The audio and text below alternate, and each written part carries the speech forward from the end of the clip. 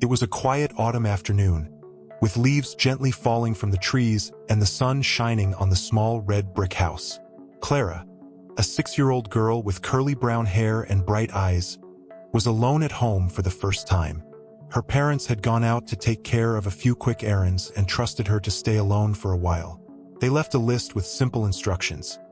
Don't open the door to strangers, don't touch the stove, and if you need anything, call the neighbor or them. Clara, always excited to prove she was responsible, agreed with a big smile. The house was very quiet, only the ticking of the wall clock and the wind outside breaking the silence. Clara walked through the living room, admiring her neatly arranged toys. Today was the day she felt like a great explorer. She went to the sofa, picked up her fairy tale book, and settled in comfortably. She was excited to get lost in stories of princesses and dragons.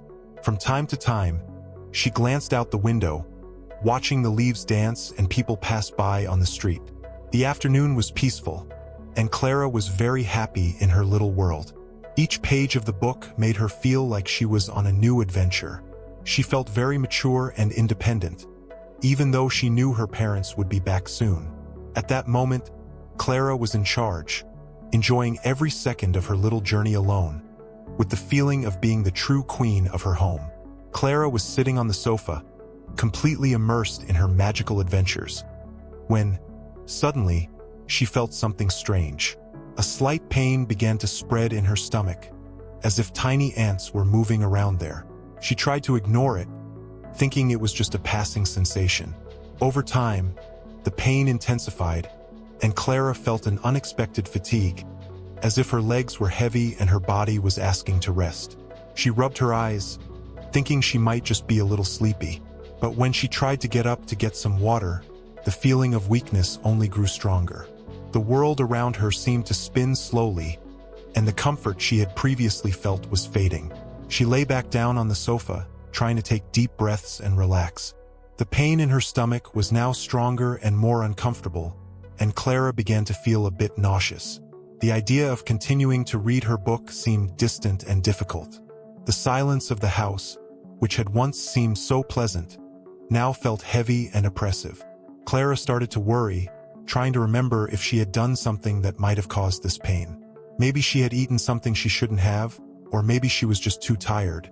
The girl sat up again, trying to find a comfortable position, but the discomfort persisted. She forced herself to pick up the phone next to the sofa, the same one she had used to call her parents earlier, and hesitated for a moment, unsure whether to call for help. What was happening to her seemed more than just a stomach ache, and the feeling of being alone made her worry even more. Clara, with her head full of doubts and growing unease, tried to stay calm, but the anxiety was growing. The familiar environment of her home now seemed distant, and the confidence she had was turning into a growing sense of insecurity. Clara was now lying on the sofa, her stomach pain becoming a constant and painful sensation. The fatigue had turned into a heavy exhaustion, and she felt as if she were submerged in a quagmire. Every attempt to move was met with a wave of discomfort, and the simple act of breathing seemed like a strenuous effort. The nausea that had begun to bother her was no longer mild. Clara felt an increasing numbness, and the idea of getting up to seek help seemed impossible. The heat in her face was rising, and she began to sweat, with a drop or two trickling down her temples.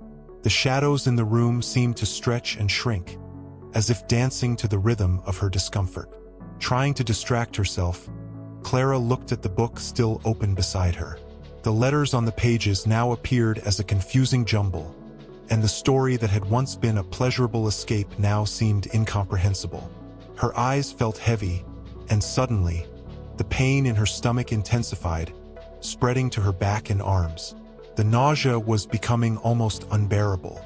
The house, once so familiar and cozy, now seemed distant and alien.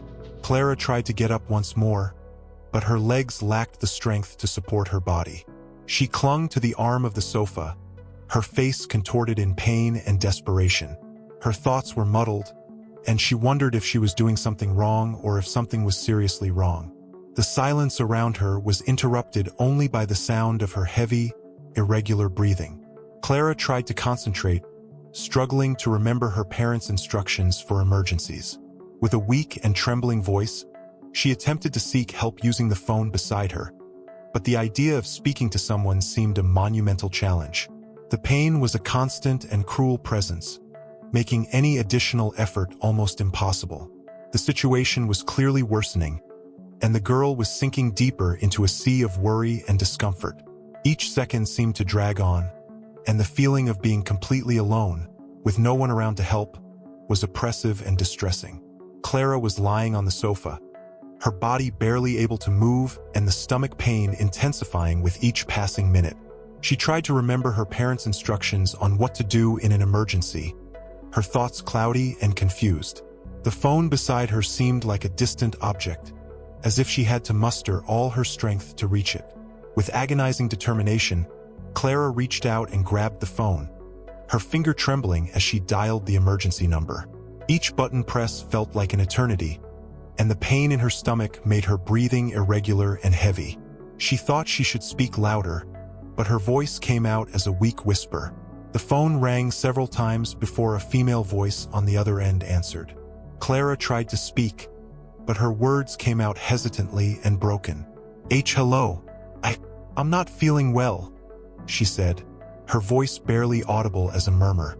The desperation in her voice was palpable, and the fear was clearly evident in every syllable. The operator, recognizing the gravity of the situation, began asking rapid questions. Clara tried to answer, her voice still faltering and her body struggling against the growing weakness. I'm alone, Clara managed to say. I have pain in my stomach, and I feel very weak. As she spoke, the operator's voice was a thread of hope, trying to keep Clara calm and focused. The girl tried to explain where she was and how her parents had left, but the pain and weakness made each word a monumental effort. The phone felt heavy in her hand, and Clara wondered if help would arrive in time. With each response, Clara struggled to maintain clarity, trying to follow the operator's instructions. She felt powerless and vulnerable, with the pain and discomfort dominating her senses. The conversation was a constant struggle, but the operator seemed to be working quickly to arrange assistance. Time seemed to drag as Clara waited, the phone still pressed against her ear, the sound of the operator's voice becoming an anchor amid the chaos she felt. The anguish and uncertainty were growing, but the small flame of hope remained lit, as help was on the way. Dr. Helena was at the hospital, dealing with the frenetic pace of a night shift. The phone rang, and the emergency operator's voice sounded urgent, requesting her immediate attention for a critical situation involving a young girl who was alone at home. Helena, her eyes accustomed to haste and pressure, quickly gathered her equipment and prepared for the race against time. The ambulance, with its flashing lights and siren cutting through the night's silence, raced through the city streets like a beam of hope in the darkness. Dr. Helena was in the front cabin, her face illuminated by the soft glow of the dashboard, her eyes fixed on the road. The sense of urgency was present in every inch of her being, and her mind was fully focused on the little Clara who was waiting for help. The road seemed to stretch infinitely, but Helena was determined not to lose a second. Every turn and every traffic light became challenges, and the sound of the siren was a constant reminder of the precious time slipping away. The doctor maintained a calm exterior, but inside, anxiety and the desire to arrive quickly were intense. The ambulance radio was broadcasting updates from the emergency operator, informing her of Clara's condition and the progress of the instructions given. Helena listened attentively, adjusting her action plan as new information came in. The sense of responsibility was palpable, and the need to be precise and efficient became increasingly clear. As the city whizzed by the window, Dr. Helena mentally prepared herself for what she would encounter. The description of Clara's condition made every extra minute on the road seem like an eternity. Helena adjusted her position, checked the medical equipment, and quickly reviewed the procedures she would follow once she arrived. Finally, the lights of the red brick house appeared on the horizon, and Helena felt a mix of relief and tension. Every minute counted now, and the hope that there was still time to make a difference filled the space. The ambulance glided to a smooth stop on the sidewalk, and Dr. Helena quickly prepared to disembark. With one last glance at the horizon and a silent thought of courage, Helena stepped out of the ambulance and headed towards the entrance of the house.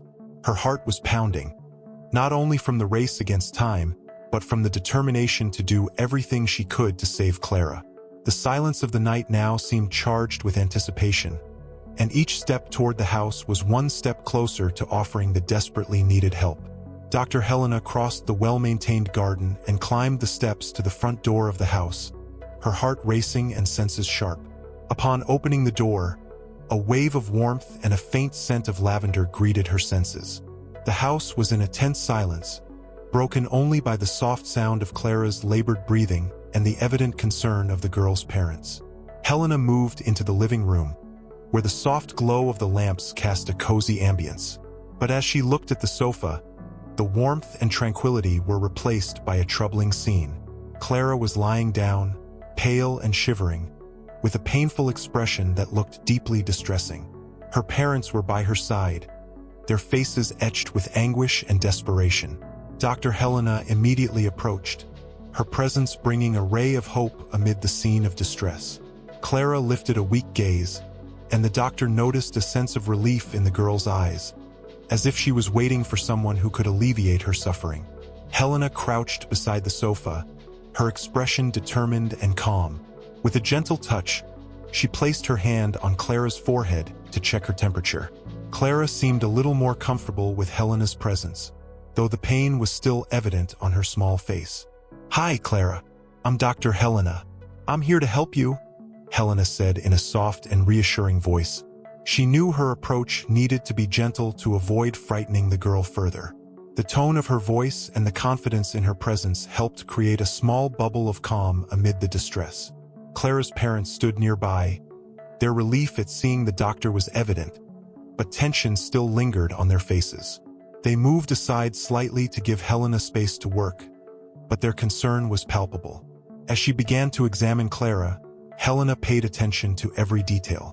She asked questions gently, trying to understand what had happened and how Clara was feeling. The doctor noticed how fragile the girl was, and the instant connection with the small patient made her feel even more the weight of responsibility she carried. Each of Helena's movements was calculated and careful, her experienced hands handling the situation with the precision and care needed. The interaction between Dr. Helena and Clara was a balance of hope and urgency, and Helena was fully committed to providing the help the girl needed. As Dr. Helena examined Clara with the delicacy of someone handling a precious crystal, she began to notice something unusual.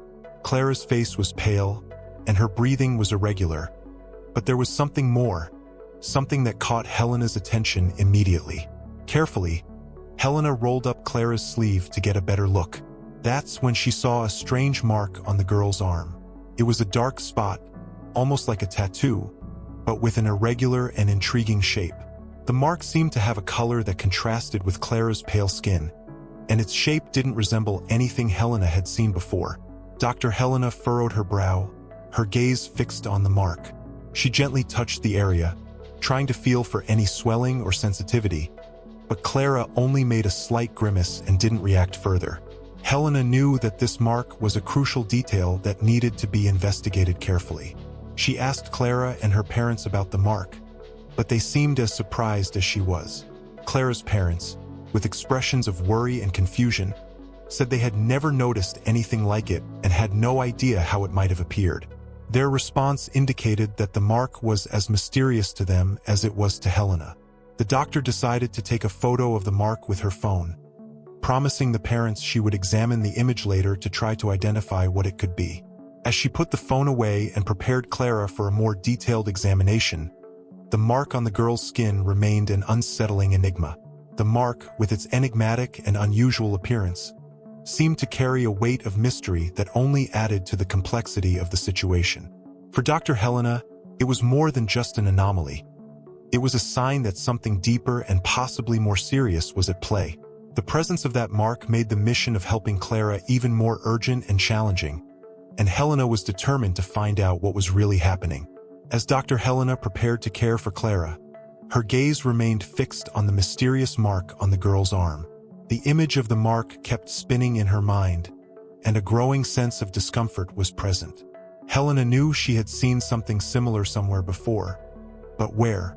Determined to unravel the mystery, Helena mentally revisited every case she had ever treated, each peculiar mark, and every unusual situation. Suddenly, an old, almost forgotten memory surfaced, bringing with it a feeling of recognition that made her heart race. A few years ago, Helena had dealt with a case involving a child who had an identical mark, a mark that was also inexplicable and had left the doctors perplexed. At the time, the case had been closed without definitive answers, but the memory of that mark and the frustration of not being able to solve the mystery stayed with Helena. With a sharp mind and concern in her gaze, Helena decided to search her old medical team's files. Among the notes and old records, she found what she was looking for. The previous case had details that matched what she was seeing now in Clara. The mark, with its unusual pattern and distinctive appearance, seemed to be the same. Helena felt a mix of relief and frustration. Relief for finding a connection and frustration for not having solved the case back then. She had kept a photo of the mark, and comparing it to the new image, the similarity was undeniable. Dr. Helena realized that the past was intertwining with the present in an unsettling way. The unresolved case, with its issues and challenges, now seemed to be back, bringing with it the urgency to find answers. As she prepared to continue Clara's treatment, the need to solve the mystery and provide an adequate explanation for the mark became even more intense. The past, with its unresolved issues, was now resurfacing, making Clara's situation even more complex and emotionally charged. Helena knew she needed to confront what she had left behind and find a way to bring answers, not just for Clara, but also for herself. The room was filled with palpable tension, with Dr. Helena focused on Clara, whose condition was becoming increasingly critical. The girl lay on the sofa, her skin pale and her eyes struggling to stay open. Helena knew she needed to act quickly to stabilize Clara and understand what was causing the intense and mysterious pain. With steady hands and a look of concentration, Helena began administering initial care. She prepared an intravenous line with fluids and medications to help stabilize the girl, her hands moving with precision and confidence. Clara looked at her with a mix of fear and hope, and Helena did her best to convey calm through her gestures and soothing words. Dr. Helena monitored Clara's vital signs carefully, each beep of the heart monitor a constant reminder of the urgency of the situation. She noticed that the girl was dehydrated and needed fluids to start improving.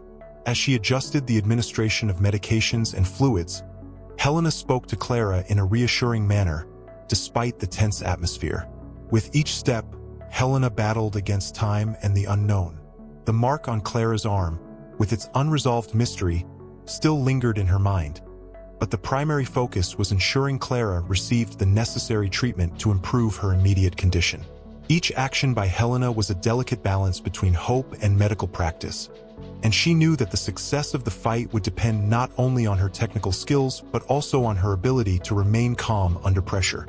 Clara's parents were in a corner of the room, watching with anxiety and concern. Their tear-filled eyes and tense faces added an intense emotional layer to the situation. Helena felt the responsibility not only to save Clara's life but also to offer some form of comfort to the anguished parents. As Clara received treatment, Dr. Helena continued to tackle the obstacles that arose, each moment laden with a mix of hope and uncertainty.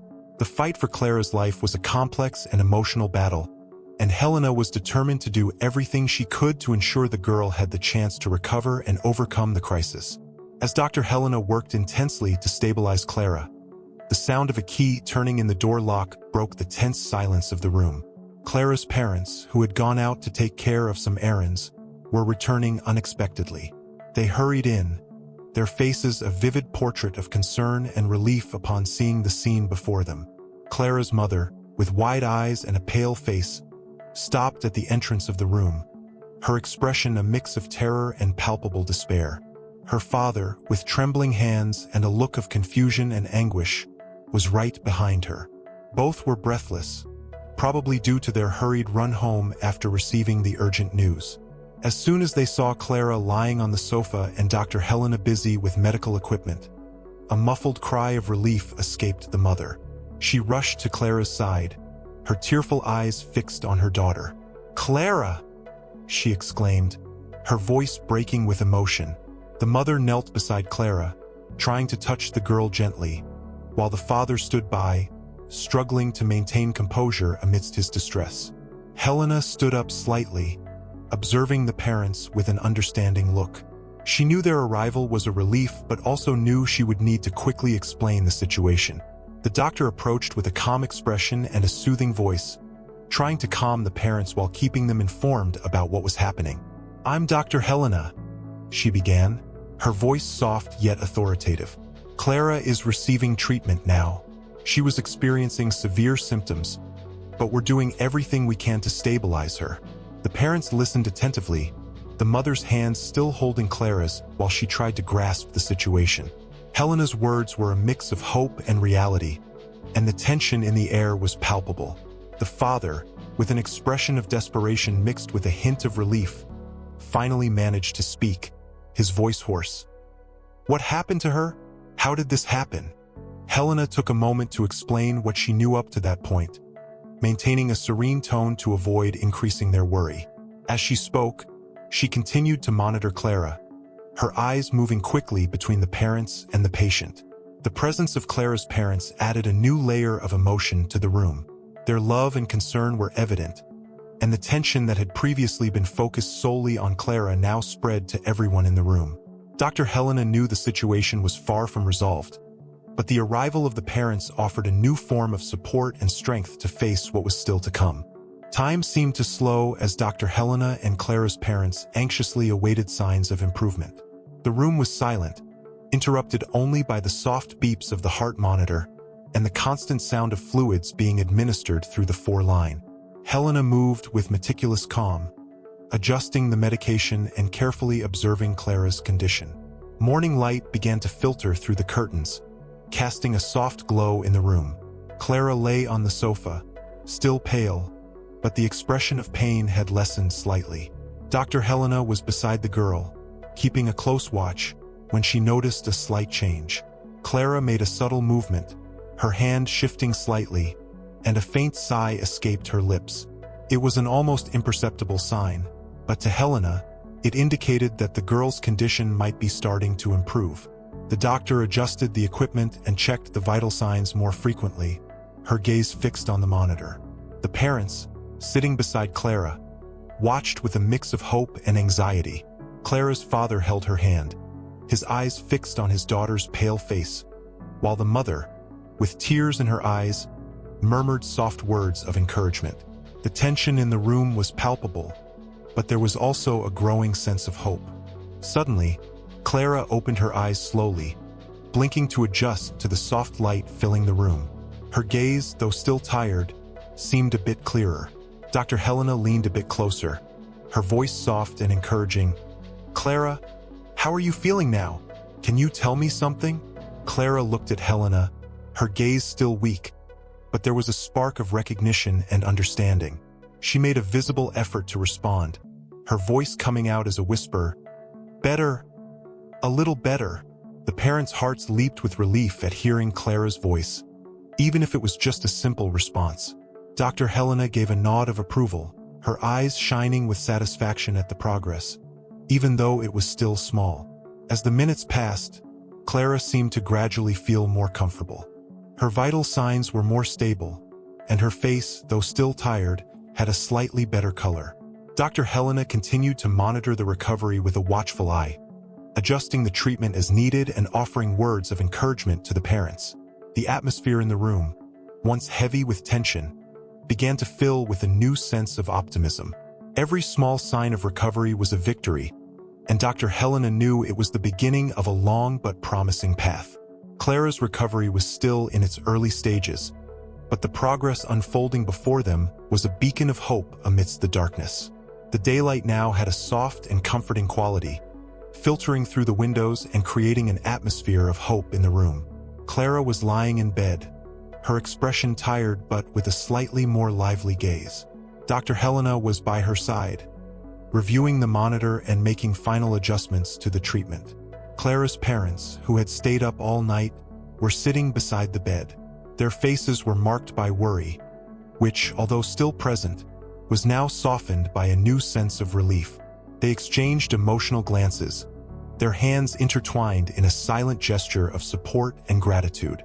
When Dr. Helena signaled that the worst had passed and Clara was starting to recover, a collective sigh of relief filled the room. Clara's mother, with tear-filled eyes and an expression of growing hope, leaned in to kiss her daughter's forehead. Her father, still with a tense expression, could not hide the emotion overflowing from his eyes. As Helena watched the moment, she knew that the true reunion was about to happen. With a gentle gesture, she signaled for the parents to come closer to Clara, understanding that the emotional connection was as important as the physical treatment. Clara's mother, with a trembling smile and tears in her eyes, moved closer, holding Clara's hand with indescribable tenderness. "My little one, you're back with us?" she murmured, her voice choked with emotion. Clara, with a visible effort, tried to smile back. Her father, standing beside her, looked on with a mix of relief and gratitude, his eyes shining in a way rarely seen in a strong and generally reserved man. Dr. Helena, witnessing the reunion, couldn't help but feel touched by the scene. The moment was a blend of pure emotion and silent gratitude. She knew she had made a difference in that family's life, and the reunion of mother, father, and daughter was a testament to the profound impact of her intervention. With a gesture of respect, Helena stepped back, allowing the family to enjoy their intimate moment. The doctor watched with a discreet smile as Clara's parents expressed their happiness and relief in a warm and affectionate manner. The atmosphere in the room was now filled with a sense of peace and gratitude. Clara's fight for life had reached a crucial point of recovery, and the reunion with her parents was a powerful reminder of the love and strength that had helped overcome the crisis. Time seemed to stand still for a moment, capturing the pure essence of reconnecting with loved ones after facing such a challenging battle. Click on the video being recommended to you now.